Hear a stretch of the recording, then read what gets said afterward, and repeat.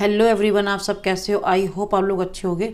तो जैसे कि AIV 19 एग्ज़ाम की प्रिपरेशन चल रही है, जिसमें कि CPC के MCQ हम कवर करवा रहे हैं विथ बेयरट के साथ में। ये पार्ट 4 है, 3 पार्ट अपलोड हो चुके हैं, वो जाके आप देख सकते हैं।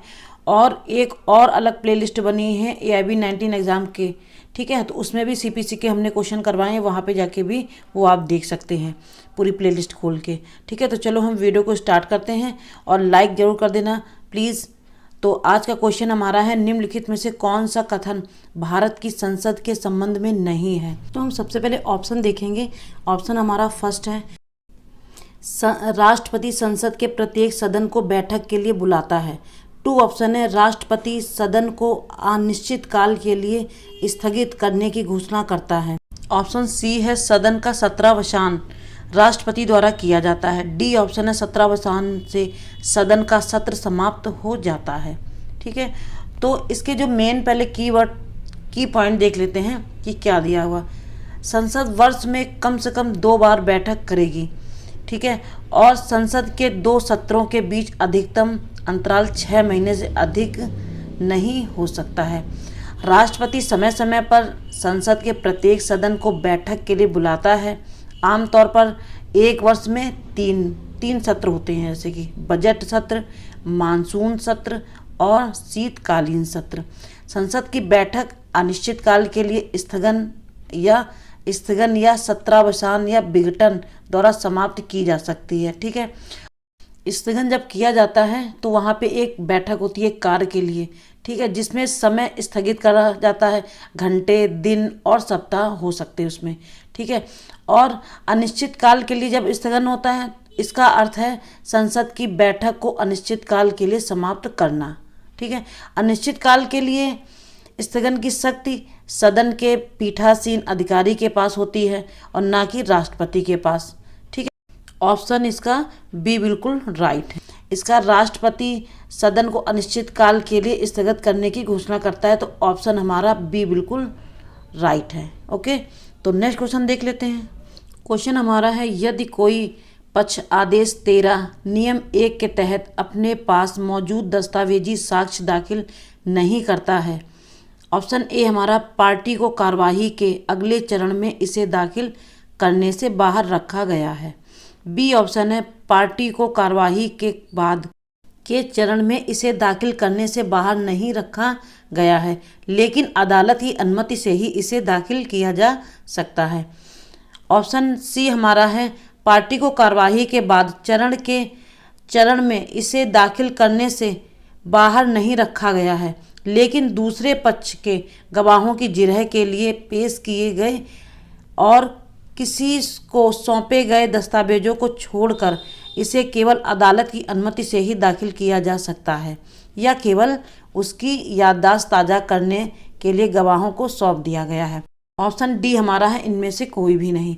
तो इसका जो राइट ऑप्शन है वो हमारा सी नंबर का बिल्कुल राइट ऑप्शन है। और इसके की पॉइंट भी देख लेते हैं।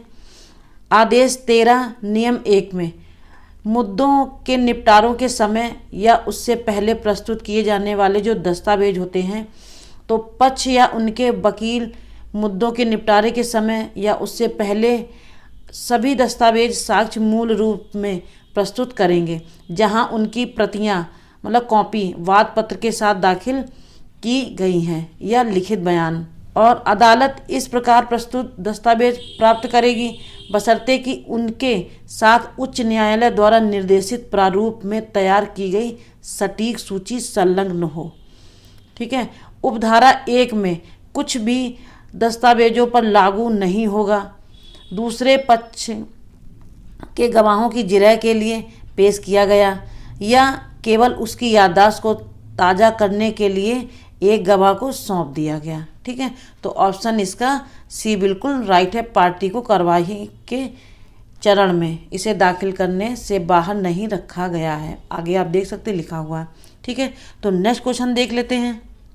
क्वेश्चन है, एक निर्णय देनदार को पैसे के भुगतान के लिए एक डिक्री के निष्पादन में गिरफ्तार किया जाता है और निर्णय देनदार उसे गिरफ्तार करने वाले अधिकारी को डिक्री की राशि और गिरफ्तारी की लागत का भुगतान करता है। ऐसे अधिकारी ऑप्शन ए हमारा फैसला सुनाऊंगा, देनदार को सिविल जेल भेजूंगा, बी ऑप्शन है फैसला लूंगा, अदालत का कर्जदार, सी ऑप्शन है तुरंत रिहा कर दूंगा, डी ऑप्शन है उससे सुरक्षा लेकर उसे छोड़ देंगे। तो इसमें से जो राइट ऑप्शन है तो उसमें सी ऑप्शन बिल्कुल राइट है, उसे तुरंत रिहा कर दूंगा। इसके की पॉइंट्स में रहती है किस धारा से रिलेटेड है। ये हमारा सीपीसी की धारा 55 के अनुसार डिक्री के निष्पादन में किसी भी समय और किसी भी दिन एक निर्णय देनदार को गिरफ्तार किया जा सकता है, लेकिन डिक्री की पूरी राशि और गिरफ्तारी की लागत प्राप्त होने पर निर्णय देनदार को गिरफ्तार करने वाला अधिकारी निर्णय देनदार को हिरासत से रिहा करने और भुगतान की अदालत को सूचित करने के लिए बाध्य है। ठीक है, ऐसा इसलिए क्योंकि निर्णय देनदार को गिरफ्तार करने का उद्देश्य डिक्री के भुगतान को लागू करना और एक बार भुगतान हो जाने के बाद निर्णय देनदार को हिरासत में लेने का कोई और कारण नहीं है। ठीक है, तो इसका सी ऑप्शन बिल्कुल राइट है, उसे तुरंत रिहा कर दूंगा। क्वेश्चन हमारा है निम्नलिखित में से किस मामले में सर्वोच्च न्यायालय ने 1999 और 2002 के नागरिक प्रक्रिया संहिता संशोधन अधिनियम की संवैधानिकता को बरकरार रखा। तो ये केस है, केस बहुत इंपॉर्टेंट है सीपीसी के, तो इस केस को आप ध्यान दीजिएगा। तो ऑप्शन हमारा ए है Salem advocate bar association Tamil Nadu बनाम भारत संघ, बी ऑप्शन है दिल्ली उच्च न्यायालय बार एसोसिएशन बनाम भारत संघ, सी ऑप्शन है इलाहाबाद उच्च न्यायालय बार एसोसिएशन बनाम भारत संघ, डी ऑप्शन है पंजाब और हरियाणा उच्च न्यायालय बार एसोसिएशन बनाम भारत संघ। तो इसका जो राइट ऑप्शन है वो ए नंबर का बिल्कुल राइट ऑप्शन है, Salem advocate bar association Tamil Nadu बनाम भारत संघ। तो इसके की पॉइंट देख लेते हैं, ये केस कब का है। तो ये केस 1999 और 2002 की संवैधानिकता को बरकरार रखा था। ठीक है, तो इसमें इस मामले में 3 न्यायाधीश थे। कौन कौन थे न्यायाधीश? जस्टिस बाई के समरवाल, डीएम धर्माधिकारी और तरुण चटर्जी की पीठ में 2 अगस्त 2005 को किया गया था। ठीक है, और सीपीसी में संशोधन का उद्देश्य मामलों के निपटान में तेजी लाने और लंबित मामलों को कम करने के लिए उपाय शुरू करके भारत में नागरिक न्याय प्रणाली में सुधार करना था। ठीक है, सलेम एडवोकेट बार एसोसिएशन के संशोधनों की संवैधानिकता को चुनौती देते हुए तर्क किया गया कि वे वादकारियों के मौलिक अधिकारों और न्यायपालिका की स्वतंत्रता का उल्लंघन करते हैं। हालांकि सुप्रीम कोर्ट ने संशोधनों को बरकरार रखा, यह पाते हुए कि वे सार्वजनिक हित में थे और किसी भी संवैधानिक प्रावधान का उल्लंघन नहीं करते थे। तो ये केस 1999-2002 के बीच का है। ठीक है, इसमें संशोधन किया गया था। तो इसका राइट ऑप्शन ए हमारा है, सलेम एडवोकेट बार एसोसिएशन। तो नेक्स्ट क्वेश्चन देख लेते हैं। क्वेश्चन है किसी व्यक्ति या चल संपत्ति के साथ हुई गलती के मुआवजे के लिए मुकदमा जहां गलती एक अदालत के स्थानीय क्षेत्राधिकार के भीतर की गई थी और प्रतिवादी दूसरी अदालत की स्थानीय सीमा के भीतर रहता है। तो ऑप्शन पहले देख लेते हैं और ये किस धारा से रिलेटेड है ये भी आपको बताएंगे। तो ऑप्शन ए हमारा है उस अदालत में मामला दर्ज किया जा सकता है जिसके स्थानीय अधिकार के क्षेत्र में गलती हुई है। ऑप्शन बी है उस अदालत में स्थापित किया जा सकता है जिसके स्थानीय क्षेत्राधिकार में प्रतिवादी रहता है।